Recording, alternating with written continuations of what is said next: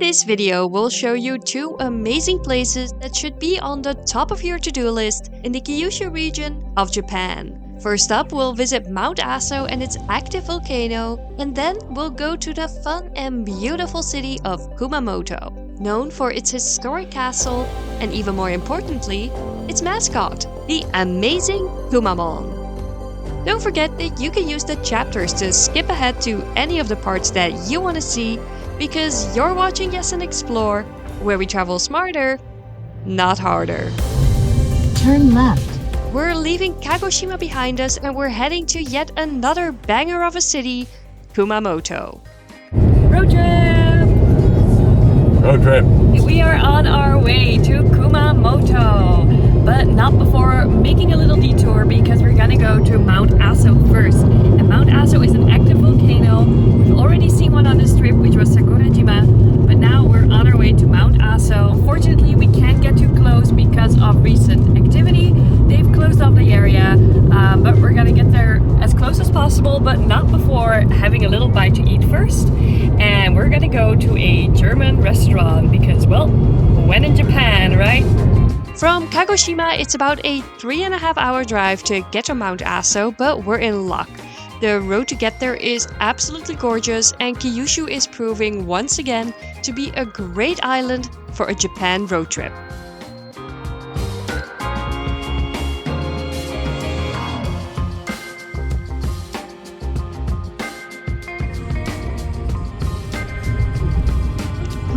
Approaching Mount Aso, the scenery feels completely different than from what we saw in Kagoshima. But there is no time to enjoy because, oh boy, we were hungry after that drive. Here we are at the Aso Meister House, and look how cute! It's a little piggy with a German hat on, and the location is great too. If you can tell, we were sold on this restaurant immediately. Also because Japanese-inspired German food is not something that you find every day.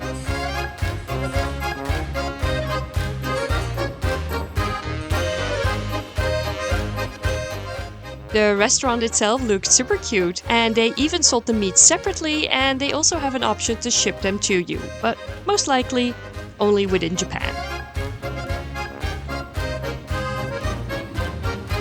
Moving on through this beautiful national park, our first stop is at the Aso Nadake Info Center and Viewpoint.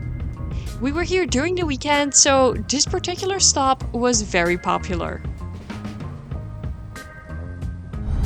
Hi everybody, I'm driving right here, and right over there is a real live volcano that's steaming. I'm very excited and slightly annoyed at the parking situation, but mostly excited. Parking costs about 400 yen per car, and you can stay there for the whole day. They have a visitor center with lots of information about the volcano, and there's also a museum that you can visit, but while the information center is free, the museum is not. We decided to skip the museum and head outside to see the real deal instead. As for the viewpoint, there's essentially a really large field that you are free to roam. And if you climb up the hill, you'll be treated to an amazing view of this active volcano.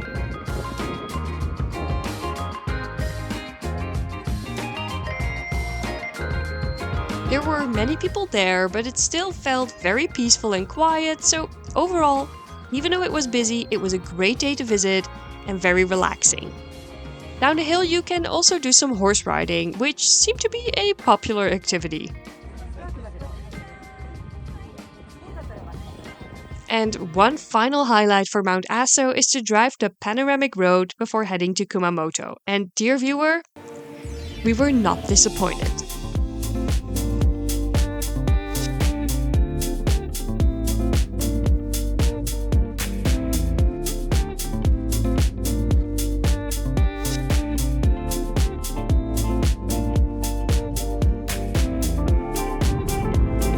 Late in the afternoon, we finally made it to Kumamoto. Good morning, Kumamoto! We checked into our hotel, had some food, and went to sleep after a really long day. We'll show you the full review of the hotel at the end of this video, so for now, let's fast forward to the next morning, when we visited one of the absolute must-sees of Kumamoto City, the Kumamoto Castle. This castle is a rebuilt version of the original one from 1607, and it was damaged badly in the earthquake of 2016. However, now, in 2024, many parts of the castle have been reconstructed and it has reopened completely for visitors. We're gonna walk around and we're gonna see the city museum.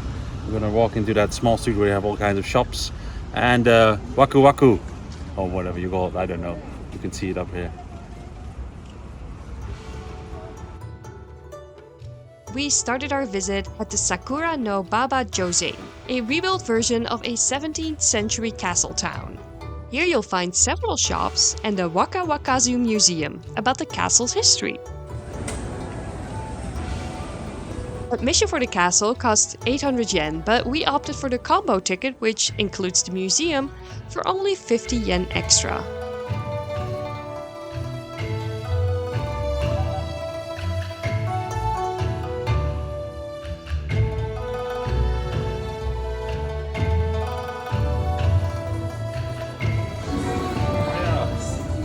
The museum isn't very large, so within 30 minutes we were done and we went to the castle. The castle is at a 3-minute walk from the museum, and once you've passed the ticket point, you start on the outside of the castle structure, and you can even see some remaining damage from the 2016 earthquake.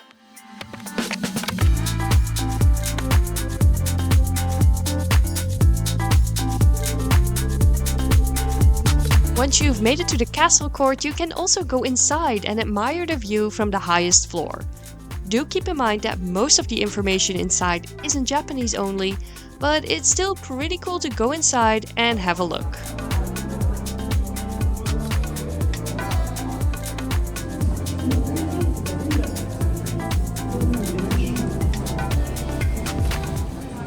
Back outside, you'll find samurai performances throughout the day for the youngsters, the excited elderly, and everyone in between. Aside from the castle, there's one thing that you cannot miss, and that's Kumamoto's city mascot, also known as Kumamon.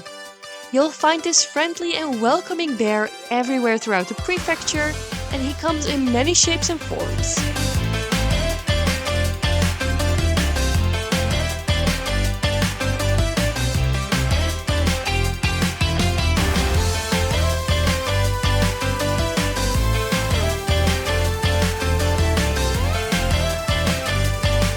And without a doubt, this is our favorite city mascot. All the sightseeing fun made us hungry, so we're taking you with us to the best barbecue lunch that we've ever had. Close to our hotel, we found a Yakiniku restaurant with a deal for a set lunch. Here they served aged beef, and it was oh so very tasty. The set menu came with rice, miso, kimchi, and of course, meat that you can grill to your own liking. So flavorful, so tender, juicy, all the words that all the food review people say, this is what that is, all the good things. Really good.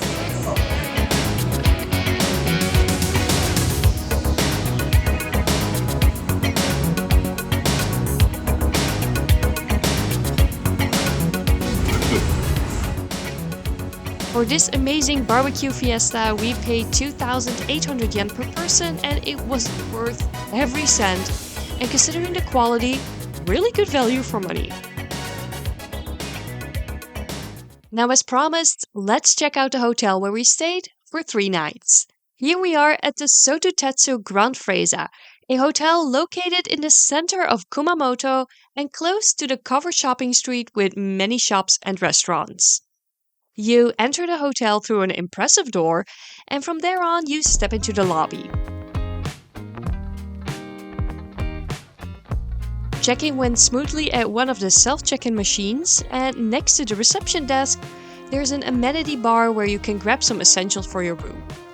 This hotel has many extras such as bath salts, facial cleansers, lotions, and all different kinds of tea.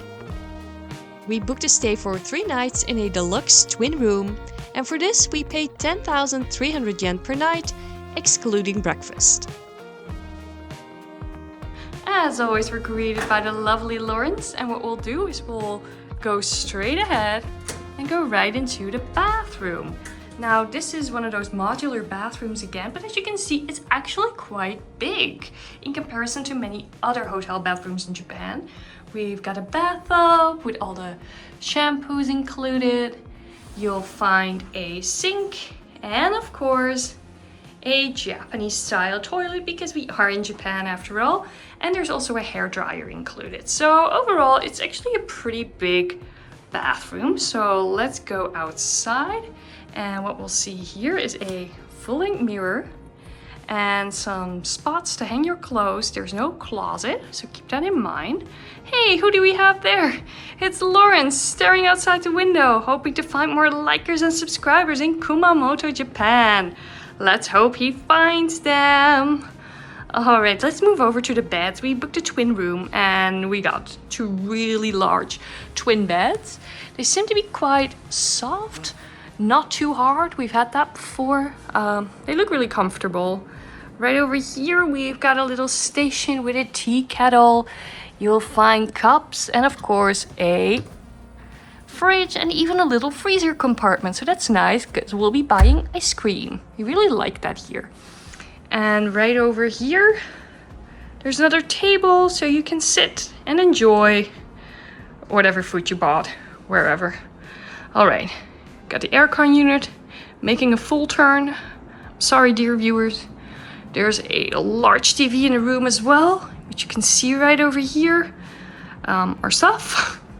And of course a sofa. And the view. And this is as far the window is gonna go. So, you know, I'll have to do it with this. This is Kumamoto and the shopping street is right there. Let's take another look at the room, which you'll find right here. We did not have breakfast included in our booking, but Lawrence decided to try it out for one morning. The sacrifices he makes for these videos is unreal. The buffet costs 1500 yen per person, and the buffet was filled with all kinds of food, but mainly local specialties.